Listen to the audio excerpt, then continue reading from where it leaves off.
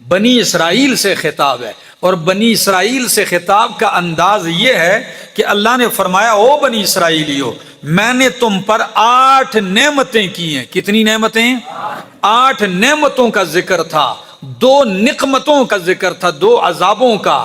ایک انعام یہ کیا تمہیں نجات دی فرعون سے، تمہیں سزا دیتا تھا، بچے ذبح کرتا تھا۔ دوسرا انعام یہ کیا کہ تمہیں غرق سے بچایا، فرعون کو اسی دریا میں غرق کیا۔ تیسرا احسان یہ کیا کہ تمہارے اوپر تمہیں کتاب دی، تم پر یہ بھی احسان کیا میں نے کہ تم پر من اور سلوہ نازل کیا، تمہیں قتل سے بچایا، یہ بھی احسان کیا، تمہیں طور پہاڑ پہ مار دیا تھا پھر تمہیں زندہ کیا، اور پھر یہ بھی احسان کیا تم پر کہ تمہیں پانی کی ضرورت آئی تو میں نے موسیٰ علیہ السلام سے فرمایا لاٹھی ماریے پتھر پر، پتھر پہ لاٹھی ماری، 12 چشمے تمہارے لیے جاری کر دیے۔ تو او ظالموں، میرے ان احسانات کا تقاضا یہ ہے کہ اب میرا آخری پیغمبر آ چکا ہے، میری آخری کتاب آ چکی ہے، تو میرے پیغمبر کو بھی مان لو اور میری کتاب کو بھی مان لو۔ ٹھیک ہے جی۔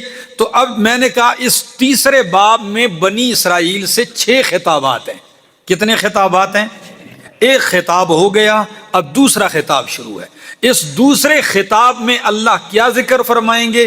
یہودیوں کی خباثتیں ذکر کریں گے۔ کیا ذکر کریں گے؟ کہ ان میں یہ خباثتیں ہیں۔ 3 خباثتیں ان کے آباء و اجداد کی ذکر کرے گا قرآن کہ تمہارے باپ دادا کی یہ خباثتیں ہیں، اور 4 خباثتیں ان موجودہ یہودیوں کی ذکر کرے گا جو نبی علیہ السلام کے دور کے یہود تھے۔ تو کتنی ہو گئیں؟ 4 اور 3 7 خباثتیں، 7 ان کے آباء و 3 ان کے آباء و اجداد کی، 4 خباثتیں اس نبی اکرم صلی اللہ علیہ وسلم کے زمانے کے یہودیوں کی ہے۔ آئیے ذرا قرآن کیا کہتا ہے، اس انداز خطاب پہ غور کیجئے۔ فرمایا وَإِذْ أَخَذْنَا مِيثَاقَكُمْ وَرَفَعْنَا فَوْقَكُمُ الطُّورَ۔ ان کی پہلی خباثت ان کے باپ دادا کی نقض العہود۔ لکھ لو طلباء کرام، ان کے باپ دادا کی خباثت نقض العہود، اللہ کے وعدوں کو توڑنا۔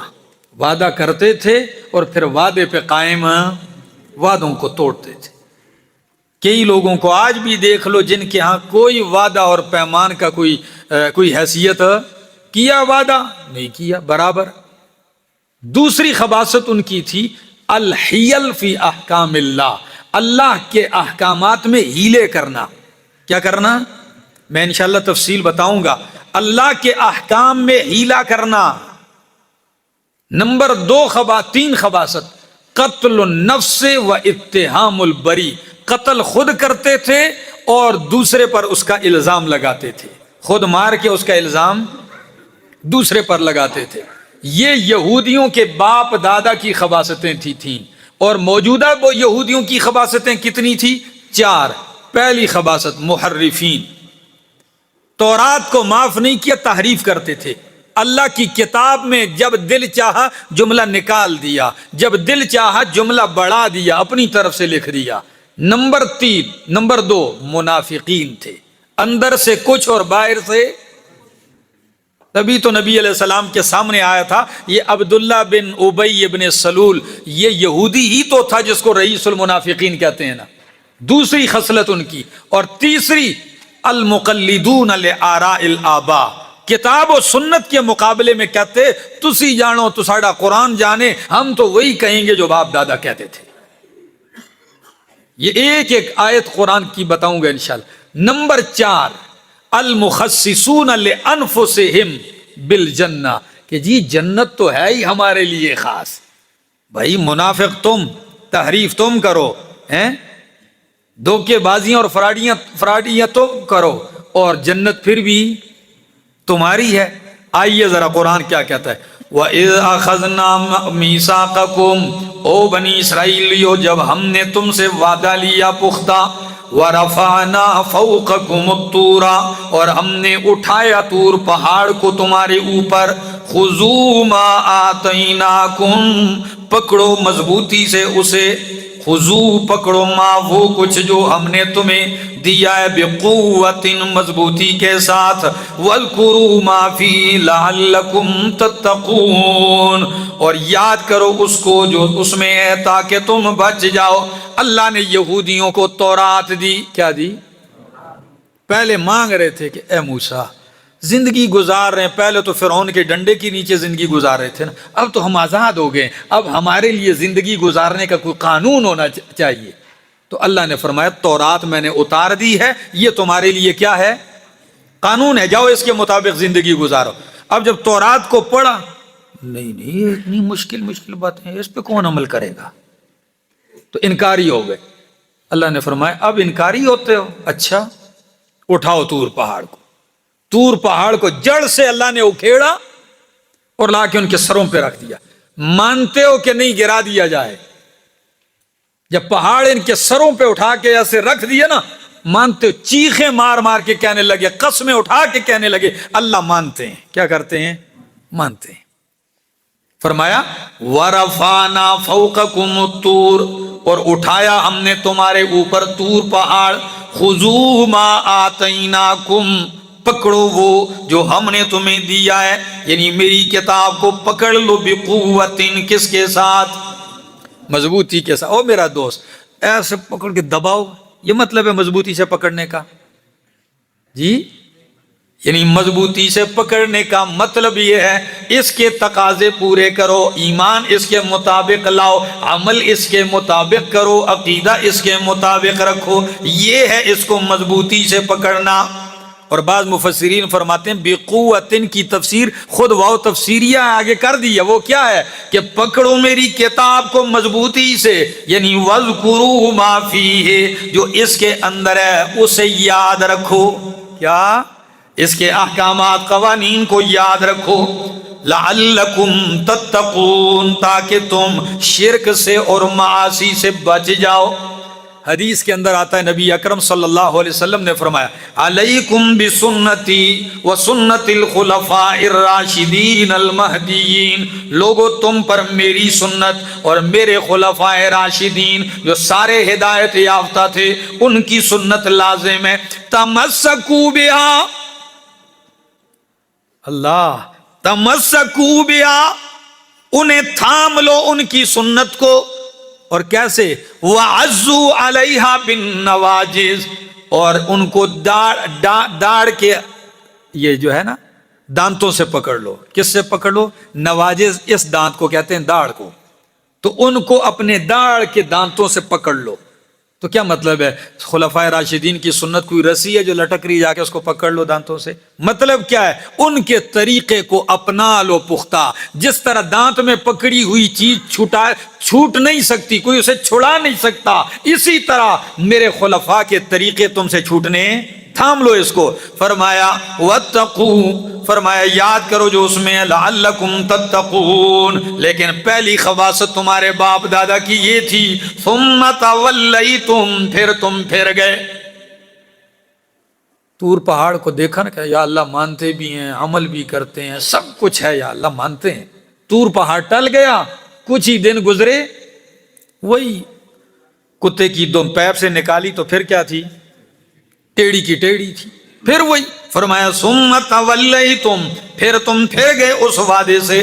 من بعد ذالک اس کے بعد فلولا فضل اللہ علیکم پس اگر اللہ کا فضل تم پہ نہ ہوتا اور اس کی رحمت نہ ہوتی لکنتم من الخاسرین تو البتہ تم نقصان اٹھانے والوں میں سے ہوتے. وَلَقَدْ عَلِمْتُمُ الَّذِينَ اعْتَدَوْا مِنْكُمْ فِي السَّبْتِ البتہ تحقیق تم جانتے ہو ان لوگوں کو اعتدوا جنہوں نے زیادتی کی, اعتدوا جنہوں نے زیادتی کی منکم تم میں سے فی السبت ہفتے والے دن.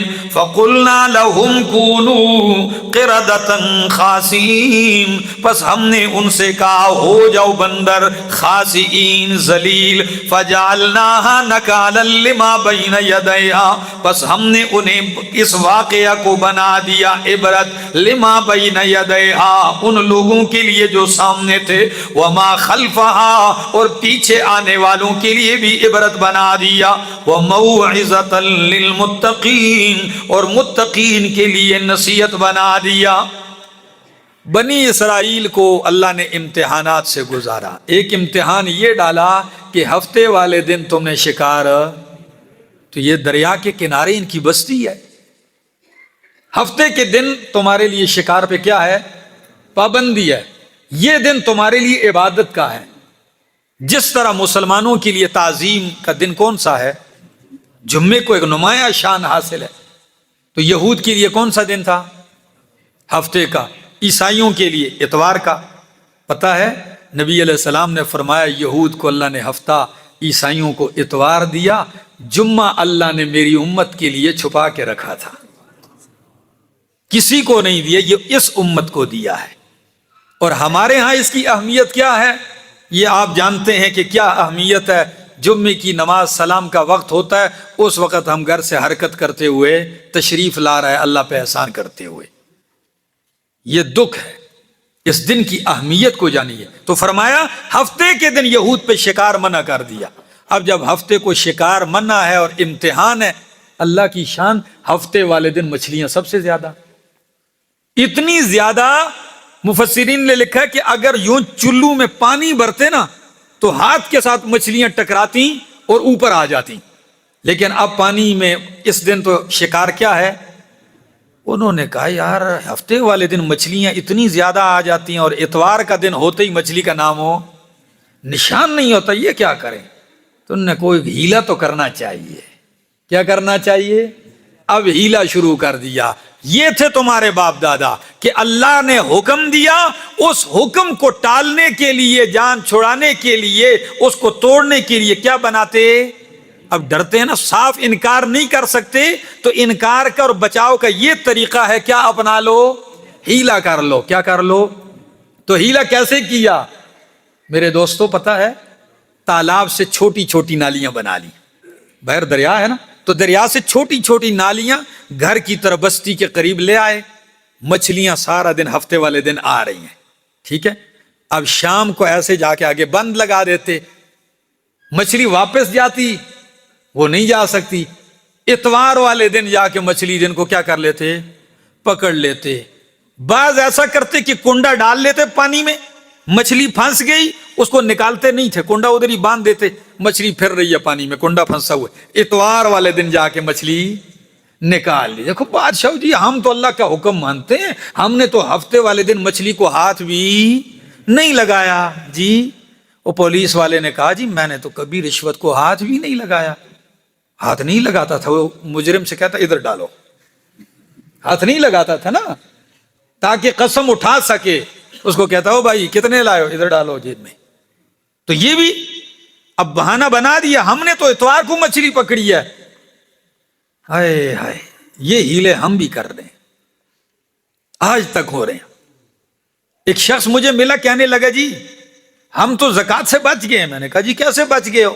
کہتے ہیں زکوٰۃ کب بندے پہ فرض ہوتی ہے؟ جب سال پورا ہو جائے. میں نے کہا ہاں سال پورا ہو تو زکوٰۃ. کہتے ہیں سال پورا ہونے سے 1 مہینہ پہلے میں اپنی ساری دولت بیوی کو تحفہ دے دیتا ہوں. ساری دولت میں کہتا ہوں تیری ہو گئی. تو اب بیوی پہ زکوٰۃ فرض ہوگی نا، میری تو نہیں رہی. میں نے کہا ہاں اچھا. تو کہتا ہے جب بیوی پہ بھی ابھی سال پورا ہونے کو مہینہ باقی رہتا ہے تو وہ مجھے بھی تحفہ کر دیتی ہے. نہ سال اس پہ پورا ہونے دیتا ہوں اور نہ سال اپنے پاس، تو ہم زکوٰۃ سے. میں نے کہا یہ یہود کا کام تھا. یہ کس کا کام تھا؟ یہ یہود کا کام تھا، اور یہ کر رہے ہیں لوگ. یہ ہیلا جو یہ ذرا سنو. فرمایا وَلَقَدْ عَلِمْتُمُ الَّذِينَ اعْتَدَوْا، تحقیق تم جانتے ہو ان لوگوں کو جنہوں نے زیادتی کی تم میں سے، فِي السَّبْتِ ہفتے والے دن. فَقُلْنَا لَهُمْ، تو ہم نے ان سے کہا كُونُوا قِرَدَةً خَاسِئِينَ، ہو جاؤ بندر ذلیل. یہ ذرا تفصیل کے لیے نکالو. قرآن کا کمال یہ ہے کہ ایک آیت کی تفصیل دوسرے مقام پہ کر دیتا ہے. سورہ اعراف 163 آیت نکالو. سورۃ الاعراف 9واں پارہ ہے، آیت نمبر 163. فرمایا وَاسْأَلْهُمْ، میرا پیغمبر پوچھ ان سے حالت، عن القریۃ التی، اس بستی کی، کانت حاضرۃ البحر، جو دریا کے کنارے پر تھی. کس کے پاس حاضر تھی؟ یعنی سمندر کے کنارے تھی. اذ یعدون فی السبت، جب وہ زیادتی کرتے تھے فی السبت ہفتے والے دن. کیسے؟ اذ تأتیہم حیتانہم، جب آتی تھی ان کے پاس مچھلیاں، یوم سبتہم، ان کے ہفتے والے دن، شرعن، بالکل سامنے. ہفتے والے دن مچھلیاں کیا ہیں؟ بالکل سامنے آ رہی. وَيَوْمَ لَا يَسْبِتُونَ، اور جس دن وہ ہفتہ نہ کرتے، یعنی ہفتہ گزر جاتا، تو لا تأتیہم، مچھلیاں نہیں آتی تھی. مچھلیاں یا اللہ ایسے کیوں کیا؟ فرمایا کذالک نبلوہم، اسی طرح ہم انہیں آزماتے ہیں، بما کانوا یفسقون، بوجہ اس کے جو وہ نافرمانی کرتے تھے. جیسے ہی نافرمانی کرتے تھے ہم مزید امتحانات میں، آزمائشوں میں ڈالتے جا رہے تھے. اچھا ہفتے والے دن مچھلیاں انہوں نے تالابوں میں گیر لی، کنڈے کے ساتھ پھنسا کے اندر ہی رکھ لی، سارے ہی مبتلا ہو گئے؟ نہیں، 3 گروہ بن گئے. کتنے گروہ بن گئے؟ ایک گروہ وہ جو شکار کرتا تھا خوب ہیلا سازی کر کے اور ڈٹائی سے کہتا جی ہم تو روزانہ تازہ مچھلی کھاتے ہیں، کوئی عذاب نہیں ہے اور اس میں غلطی بھی کوئی نہیں ہے، ہم نے ہفتے والے دن مچھلی کو ہاتھ تک بھی نہیں لگایا ہے، ہم تو اتوار کو مچھلی کا شکار کرتے ہیں. ایک گروہ وہ تھا. دوسرا گروہ وہ تھا جو ان کو منع کرتا تھا، ظالمون نہ کرو آ جائے گا اللہ کا عذاب، ظالمون نہ کرو گرفت آ جائے گی. ایک گروہ وہ تھا. اور تیسرا گروہ وہ تھا جا کے سانوں کی. ہاں تیسرا گروہ کون سا؟ ماں کے لگیا جی، جو جتھے لگے دے لگا رہے، جو جہاں لگا ہوا ہے لگا رہے، بھائی ہمیں کیا ہے. چپ، ساکتین عن الحق، حق بتانے سے خاموش، نہیں عن المنکر کرنے سے کیا تھے؟ خاموش تھے. اب جب عذاب آیا تو صرف جو روکنے والے تھے وہ بچ گئے، جو ساکتین تھے وہ بھی رگڑے گئے، اور جو فاعلین تھے جرم کے وہ بھی کیا ہو گئے؟ رگڑے گئے. یہ کہاں لکھا ہے 3 گروہ بن گئے؟ یہ بھی لکھا ہے سورہ اعراف آیت 64، دیکھو ذرا، خود قرآن تفصیل کرتا ہے.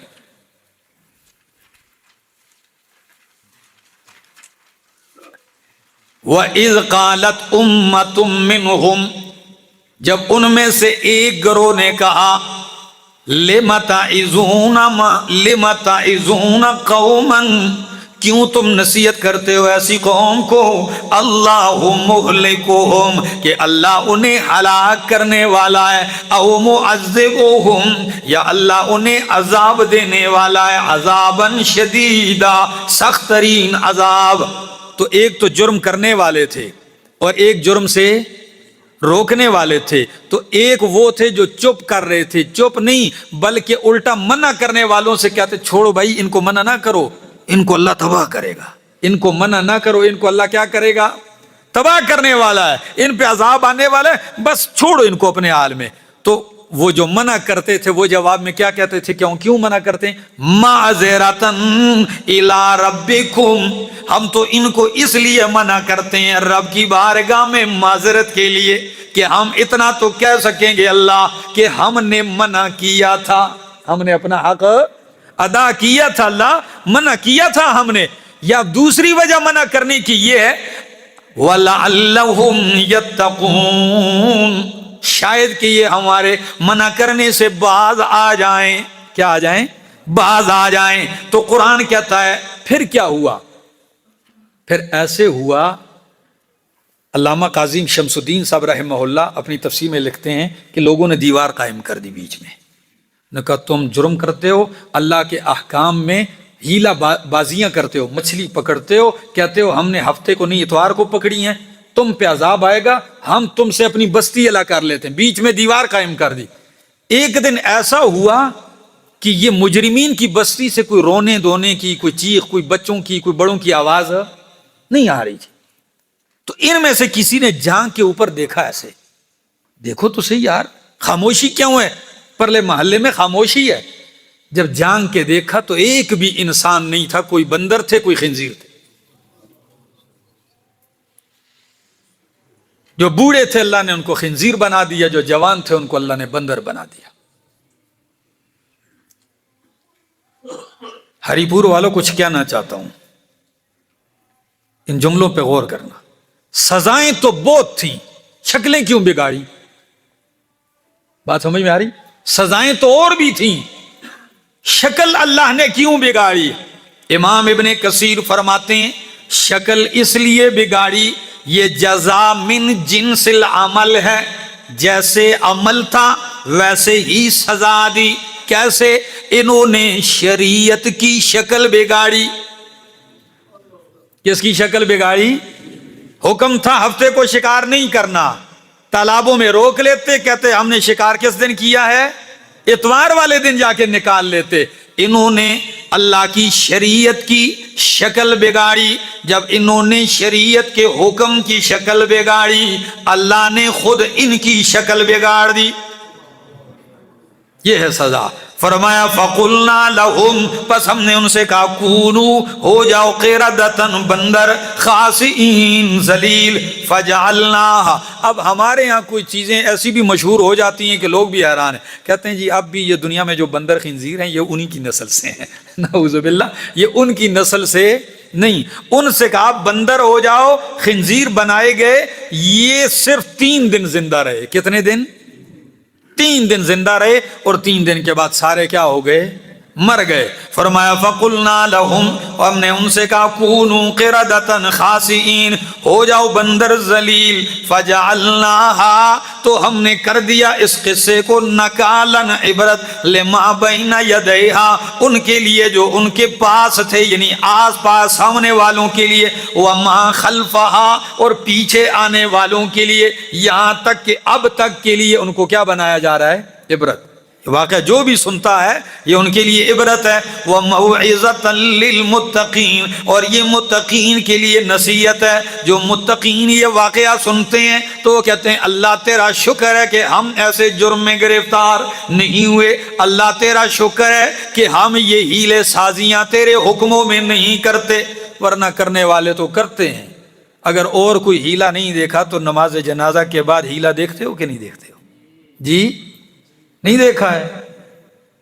پتہ نہیں مجھے یہاں ہوتا ہے کہ نہیں ہوتا. اکثر علاقوں میں آپ نے دیکھا ہوگا جنازہ ہوتا ہے، جو جنازہ ختم ہوتا ہے 15-20 آدمیوں کا دائرہ لگتا ہے، قرآن لایا جاتا ہے، 7 پیسوں کا ایک بنڈل رکھا جاتا ہے دتھی، پھر وہ گھماتے ہیں قرآن کو. اب سوال کسی نے کہ یہ کیوں گھماتے ہو؟ جی مرنے والے کی نمازیں رہ گئی ہیں، مرنے والے کے روزے رہ گئے ہیں، پتہ نہیں کتنی نمازیں نہیں پڑھی، کتنے روزے نہیں رکھے، تو یہ تو ان کا فدیہ دینا ہے. تو فدیہ تو بنتا ہے 10 لاکھ 20 لاکھ، جتنا نمازیں چھوڑی ہیں، جتنے روزے چھوڑے. تو اب 10-20 لاکھ تو میت سے کے وارثوں سے لے نہیں سکتے، اور نہ ہی وہ دیتے ہیں. تو مولوی نے کہا کہ سارا نہیں ملتا، کچھ تو نکالو ان سے، کچھ تو نکالو. کیسے نکالو؟ انہوں نے کہا جی 10,000 دے ہو 10 لاکھ کی جگہ. جی خوشی سے اہلو 10,000. اب 10,000 رکھا قرآن کے ساتھ، میری طرف دیکھو. تو کہنے لگا اب ذرا الفاظ، یہ میرا بھائی میں نے مردے کی نمازوں اور روزوں کے کفارے میں 10,000 آپ کو دیے، نعمان صاحب آپ نے قبول کیے. جی انہوں نے کہا جی میں کفاروں میں قبول کرتا ہوں. تو مردے کی طرف سے کتنے ادا ہو گئے؟ 10,000 ادا ہو گئے. نعمان نے آگے اٹھا کے مفتی اسفندیار صاحب سے کہا میں مردے کے کفارے میں آپ کو دیتا ہوں، آپ قبول کرتے ہیں؟ جب انہوں نے کہا جی میں قبول کرتا ہوں، کتنے ہو گئے؟ 20. وہ ان کو دیتا ہے 30 50 60 100، ٹھیک ہے، لاکھ 2 لاکھ، اس کو گما کے کتنا کر دیا؟ 10 لاکھ کر دیا. مر گیا، مردود، نہ فاتحہ نہ درود، بالکل سارا بخشایا. ٹھیک ہے، سارا گیا، پار ہو گیا. اور میں نے تو یہاں ہری مکھن کالونی میں ایک دفعہ ایسا ہوا کھلبٹ میں کہ ایک 2 سال کا بچہ فوت ہوا تھا، اس کا ہیلا شروع کیا. تو کوئی حاجی صاحب تھا، اس نے جا کے مولانا صاحب سے کہا اللہ دا واسطے یہ تک یہ گناہ ہے، یہ تو 2 سال کا بچہ ہے، اس پہ تو نہ نماز فرض ہے نہ روزہ فرض ہے، اللہ کے بندے اس کو بھی نہیں بخش رہا. احکام شریعت کو بگاڑتے ہیں، اللہ ان کی شکلیں بگاڑ دیتا ہے. اور بدعتی جو بھی بدعت کا کام کرتا ہے اس کی شکل جا کے دیکھ لینا، دیکھنے کی بھی قابل نہیں ہوتی. وہ نحوست اور لعنت کے آثار اس کے چہرے پر ہوتے ہیں. اور اللہ کی قسم خادم قرآن رنگ کا کالا بھی کیوں نہ ہو، یہ نور والا عقیدہ اس کے سینے میں ہوتا ہے، اس کا چہرہ 14ویں کی رات کی طرح چمکتا ہے، چاند جیسا چمکتا ہے، وہ لوگوں کے دلوں میں گھر کرتا ہے. یہ کمال ہے اس کتاب کا. فرمایا فجعلناہم فقلنا لہم کونوا قردۃ خاسئین. اور دوسرا فرمایا وَإِذْ قَالَ مُوسَىٰ لِقَوْمِهِ، جب کہا موسیٰ علیہ السلام نے لِقَوْمِهِ اپنی قوم سے، إِنَّ اللَّهَ يَأْمُرُكُمْ، بے شک اللہ تمہیں حکم دیتا ہے، أَن تَذْبَحُوا بَقَرَةً کہ تم ذبح کرو ایک گائے. قالوا تو کہنے لگے أَتَتَّخِذُنَا هُزُوًا، کیا تو ہمیں مذاق بناتا ہے. قال فرمایا أعوذ باللہ، میں اللہ کی پناہ میں آتا ہوں، میں اللہ کی پناہ مانگتا ہوں، ان اکون من الجاہلین، کہ ہو جاؤں میں جاہلوں میں سے. قالوا تو کہنے لگے ادعو لنا ربک، دعا کر ہمارے لیے اپنے رب سے، یبین لنا ما ہی، کہ بیان کرے ہمارے لیے وہ گائے کیسی ہو. قال فرمایا انہ یقول، بے شک وہ اللہ کہتا ہے، انہا بقرۃ، وہ ایک گائے ہے، لا فارض، نہ بوڑھی ہے، ولا بکر، اور نہ بچی ہے، اوان بین ذالک، اس کے درمیانی حالت میں ہے. فافعلوا ما تؤمرون، پس کر گزرو جو تمہیں حکم دیا گیا ہے. قالوا تو کہنے لگے ادعو لنا ربک، دعا کر ہمارے لیے اپنے رب سے، یبین لنا، کہ بیان کرے ہمارے لیے، ما لونھا، اس کا رنگ کیسا ہے. قال فرمائے انہ یقول، بے شک وہ اللہ کہتا ہے، انہا بقرۃ صفراء، وہ ایک گائے ہے صفراء، زرد رنگ کی، فاقع لونھا، گہرا ہے اس کا رنگ، تسر الناظرین، سرور دیتی ہے، مزہ دیتی ہے، لنا، ناظرین، دیکھنے والوں کو. قالوا تو کہنے لگے ادعو لنا ربک، دعا کر ہمارے لیے اپنے رب سے، ماہیا، وہ کس قسم کی گائے ہے. ان البقرہ تشابہ علینا، بے شک گائے ہم پہ مشتبہ ہو چکی ہے، وَإِنَّا إِن شَاءَ اللَّهُ لَمُهْتَدُونَ، اور بے شک ہم اگر اللہ نے چاہا تو البتہ ضرور راہ پانے والے ہیں. قال موسیٰ علیہ السلام نے فرمایا، بے شک وہ اللہ کہتا ہے، انہا بقرۃ، کہ بے شک وہ ایک گائے ہے، لا ذلول، نہیں ہے محنتی، تثیر الارض، کہ جوتی ہو زمین کو، ولا تسقی الحرث، اور نہ ہی سیراب کرتی ہے کھیتی کو، مسلمۃ، صحیح سلامت ہے، لا شیۃ فیہا، کوئی عیب نہیں، کوئی داغ دبا نہیں ہے اس میں. قالوا تو کہنے لگے الآن جئت بالحق، اب تو سچی بات حق لے کے آیا. فذبحوها، پس ذبح کیا اس گائے کو، وما کادوا یفعلون، اور قریب نہیں تھا کہ وہ کرتے. میرا دوست توجہ سے ذرا، از کے لفظ سے بنی اسرائیل یہود کے مختلف واقعات ذکر کیے جا رہے. ایک واقعہ یہ ہے کہ یہودیوں کو حکم دیا گائے ذبح کرو. کیا کرو؟ بولو. یہ کیوں؟ اس لیے کہ یہودیوں کے ہاں گائے متبرک تھی، تعظیم والی تھی. وہ بچڑے کی، گائے کی کیا کرتے تھے؟ عبادت کرتے تھے. تو گائے کو وہ اپنا معبود سمجھتے تھے. جب گائے کو وہ اپنا معبود سمجھتے تھے تو اللہ رب العزت نے موسیٰ علیہ السلام کے واسطے سے حکم ہی ان کو وہ دیا کہ انہی کے ہاتھوں سے ان کا معبود ذبح کروا دیا جائے. کیا عجیب انداز ہے. جس کو معبود سمجھتے تھے، الہ، حاجت روا، برکتیں دینے والا، فرمایا ذبح کرو گائے. اب جس کو وہ حاجت روا سمجھیں گے تو اس کو ذبح کرنے کے لیے آسانی سے تیار ہوں گے؟ کبھی بھی نہیں ہوں گے. تو اچھا کیسی گائے ہو؟ بھئی اللہ نے بتایا تھا کہ ایسی ایسی ہو، سیدھا حکم تھا بقرۃن، کوئی گائے ذبح کرو. نہیں جی گائے کیسی ہو؟ فرمایا اچھا یہ پوچھتے ہو، یہ خواہش بھی پورے کر دیتے ہیں، نہ بوڑھی ہو اور نہ ہی بالکل کچی بچی ہو، بالکل درمیانی عمر ہو، جاؤ ذبح کرو. نہیں جی ابھی مسئلہ حل نہیں ہوا، کس قسم کی ہو، رنگ کیسا ہو؟ اچھا فرمایا صفراء، بالکل زرد رنگ ہو. کیسا رنگ ہو؟ زرد رنگ کی ہو، اور رنگ بھی زرد، گہرا، دیکھنے والوں کو مزہ دے، اور اس پہ کوئی داغ دبا بھی نہ ہو. اور گائے کیسی ہو؟ اچھا جی اور بتاؤ اور کیسی ہو؟ فرمایا محنتی بھی نہ ہو، لاڈلی ہو، حال بھی نہ چلایا ہو اس نے کبھی پانی کا راہٹ بھی نہ چلایا ہو، ایسی گائے ہو. جب پتہ چل گیا کہ گائے ذبح کیے بغیر ہم کو چھوڑا نہیں جا رہا. کہنے لگے الآن جئت بالحق, اب آپ نے اچھی بات, سچی بات, حق بات اب بتائی ہے نا, اور مسئلہ حل ہو گیا. اب مسئلہ حل ہوا. گئے اور گائے کو کیا کیا؟ ذبح کیا. تو میرا دوست یہ گائے ذبح کیوں کروائی ان کے ہاتھوں سے؟ تاکہ ان کے ہاتھوں ان کے معبود کی کیا کروائی جائے؟ توہین کروائی جائے, کہ جو تمہارے ہاتھوں ذبح ہو جائے, ٹکڑے ہو جائے, مر جائے, لوگوں وہ تمہارا الہ ہو سکتا, وہ بیڑے پار لگانے والا نہیں ہو سکتا. ٹھیک ہے, یہ واقعہ ہو گیا الگ.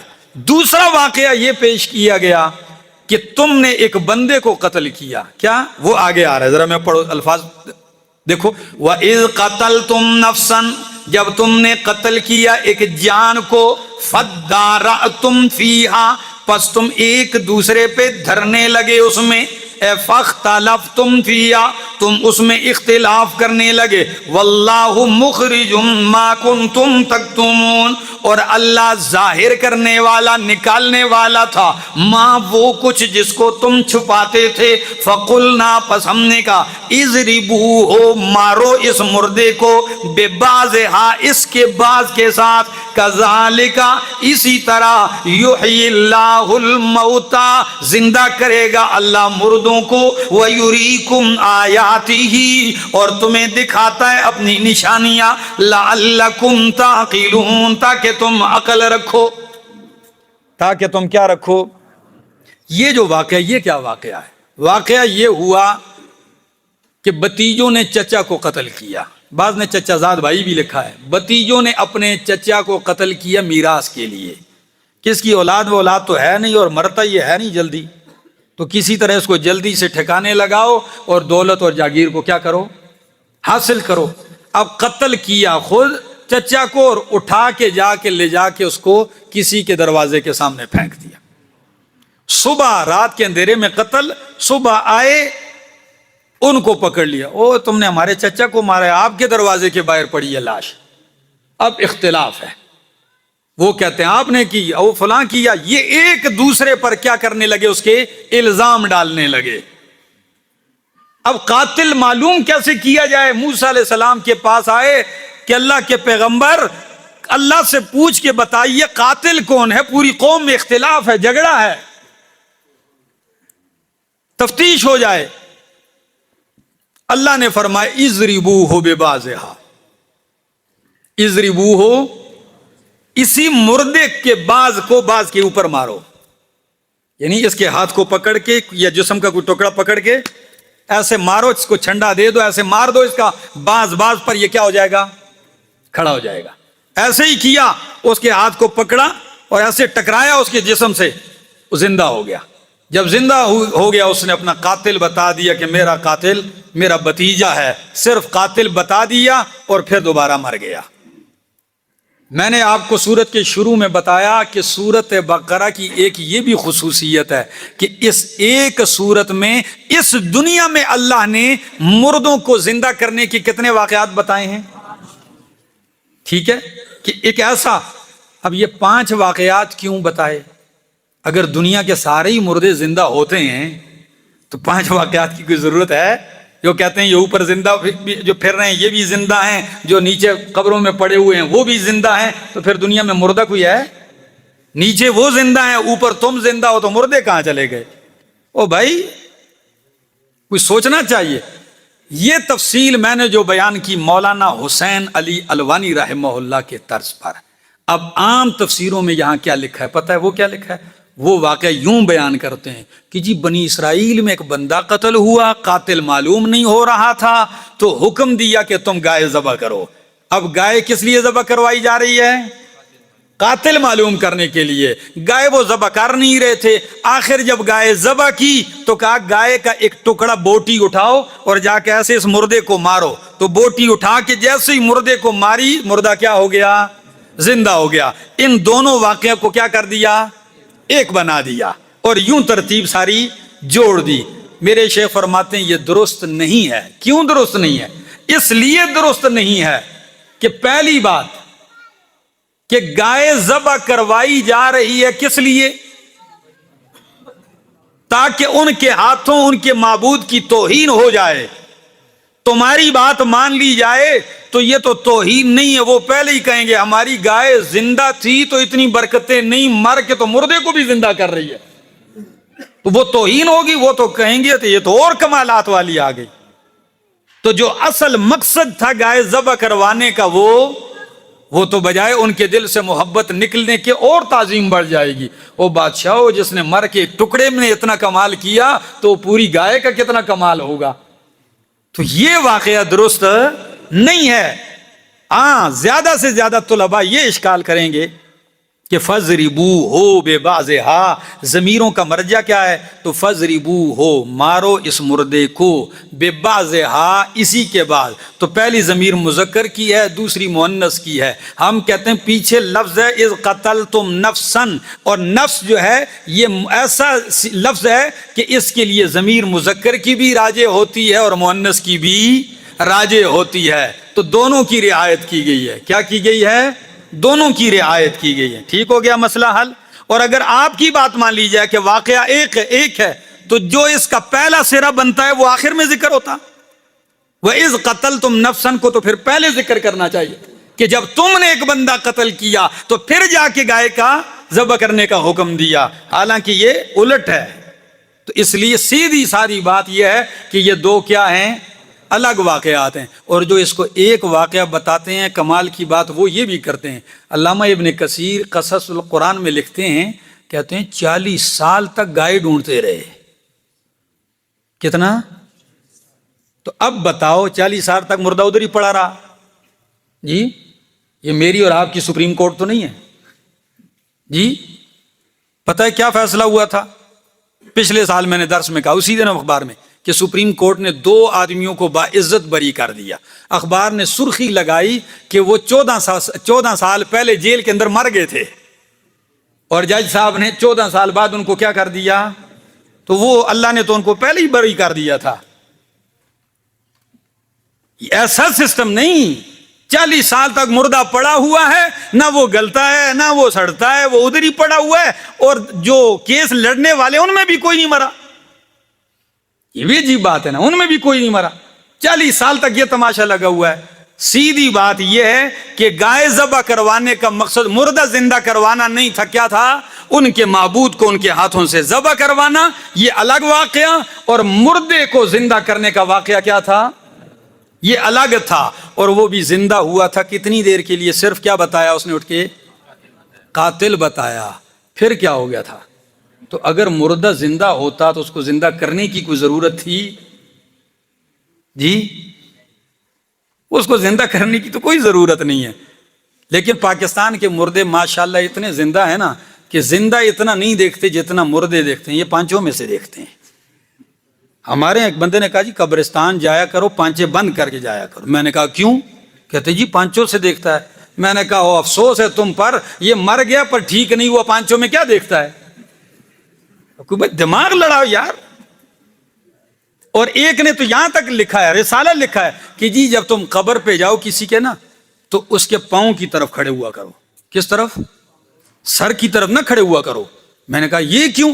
کہتے ہیں جب تم سر کی طرف کھڑے ہوگے تو مردہ ایسے پڑا ہوتا ہے نا تو اس کو ایسے دیکھنا پڑتا ہے، تو پھر گردن نیچے مروڑ کے دیکھے گا تو اس کو تکلیف ہوتی، اور ایسے سیدھا لیٹا ہوتا ہے نا تو تم پاؤں کی طرف کھڑے ہوتا ہے ایسے ڈائریکٹ دیکھیے گا۔ یہ حالت ہے۔ آپ ہنستے ہیں، آپ کو یہ لطیفہ نظر آتا ہے، یہ لطیفہ نہیں، یہ بدعتی کا عقیدہ ہے۔ قرآن سے دوری ہو، انسان کی عقل مت ماری جاتی ہے۔ فرمایا کذالک یحیی اللہ الموتى، اسی طرح اللہ زندہ کرے گا مردوں کو۔ کیا مطلب ہے؟ یعنی اگر اللہ نے اس ایک مردے کو مثال کے طور پہ زندہ کر دیا تو یہ ایک زندہ کرنے پہ جو قادر ہے، قیامت کو سارے مردوں کو زندہ کرنے پر بھی کیا ہے؟ قادر ہے۔ وہ قیامت والے دن سارے مردوں کو زندہ کرے گا۔ لعلکم تعقلون ثم قست قلوبکم من بعد ذالک۔ افسوس افسوس، مردہ زندہ ہوتے اپنے سامنے تم نے دیکھ لیا۔ کیا؟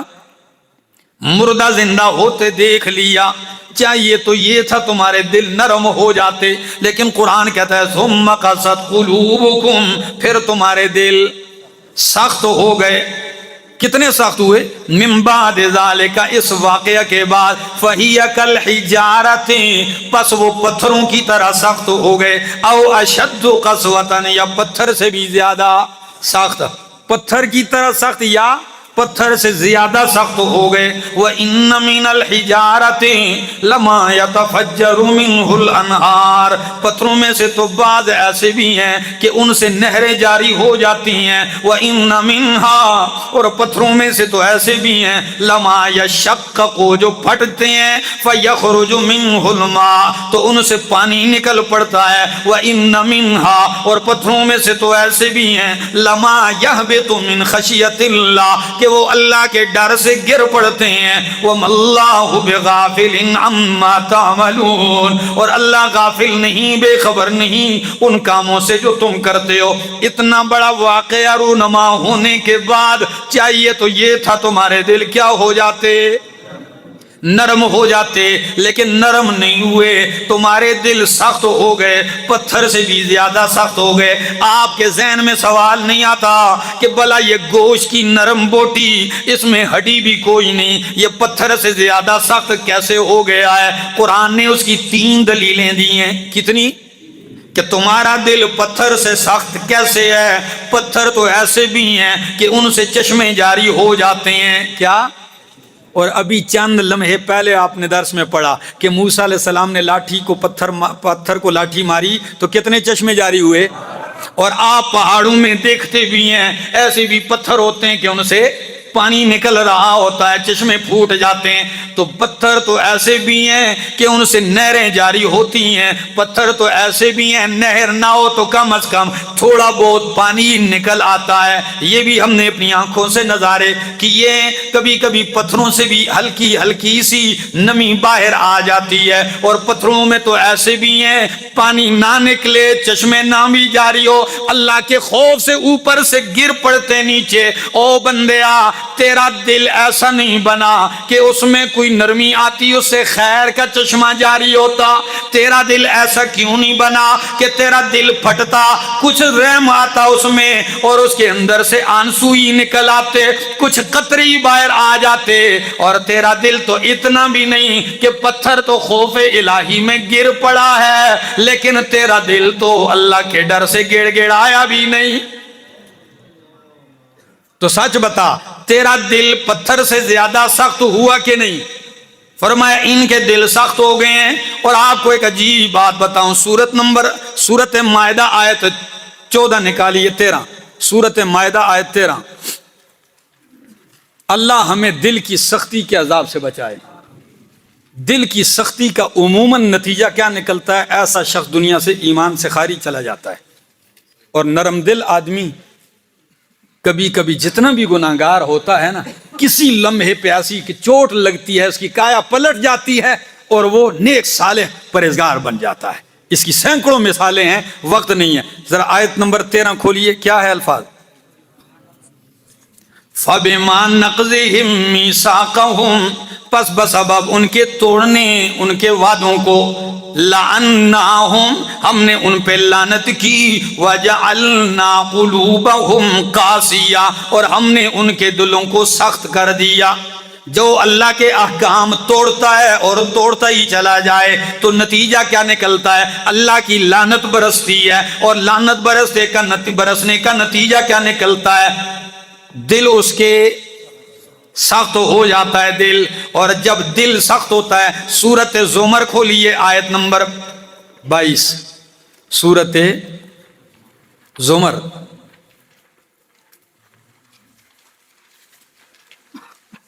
او میرا دوست،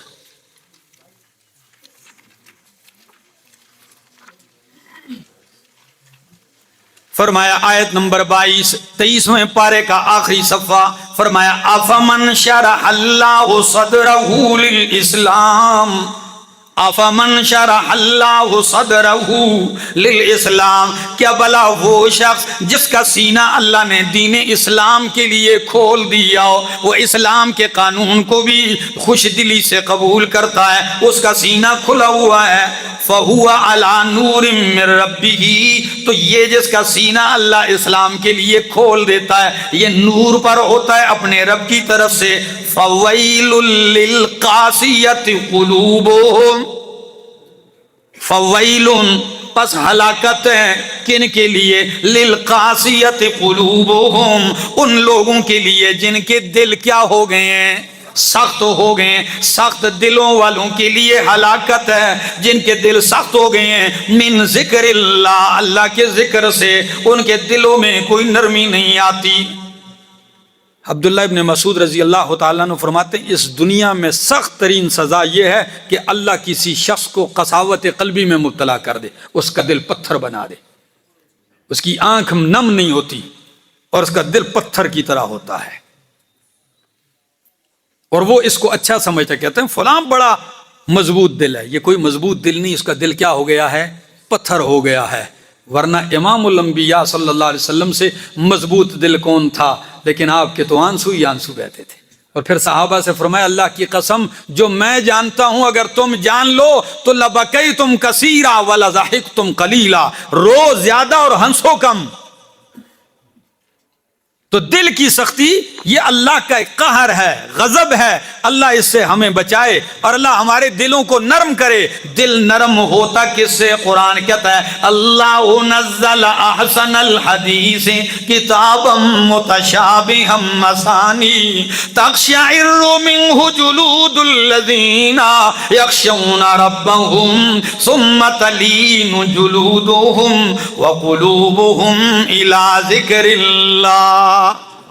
فرمایا اللہ نزل احسن الحدیث، اللہ نے بہترین بات اتاری ہے، وہ بہترین بیان کیا ہے؟ کتابہ، یہ شان والی کتاب ہے اللہ، متشابہن، اس کے مضامین ملتے جلتے ہیں، سچائی میں، صداقت میں، مثانی، اس کے مضامین مکرر ہیں۔ فرمایا اور تاثیر کیا ہے؟ تقشعر منہ جلود الذین یخشون ربہم، جو اپنے رب سے ڈرتے ہیں ان کے وجود پہ رونگٹے کھڑے ہو جاتے ہیں۔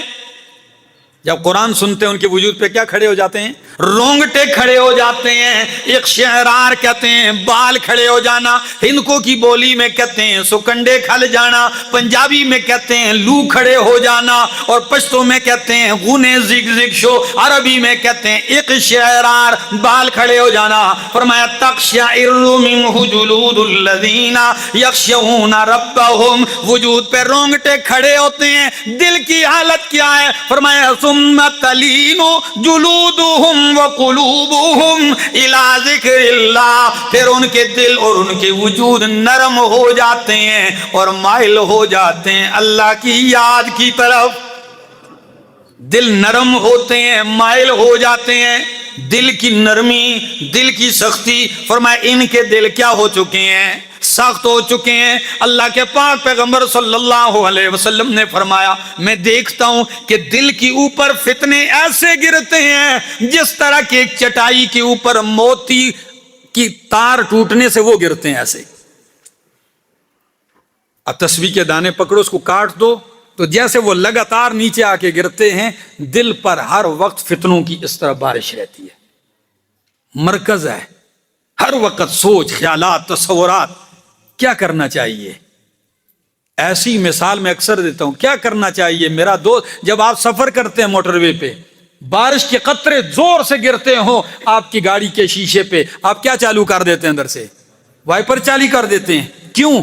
وہ شیشے کو صاف کرتا رہتا ہے، آپ کو راستہ دکھتا ہے۔ میرا دل کہ میرا دوست دل کے شیشے پر بھی گناہوں کی، غلط خواہشات، تصورات، وسوسوں کی برسات ہوتی ہے۔ توبہ استغفار کا وائپر پھیرا کرو تاکہ شیشہ صاف ہو اور منزل تمہیں صاف نظر آئے۔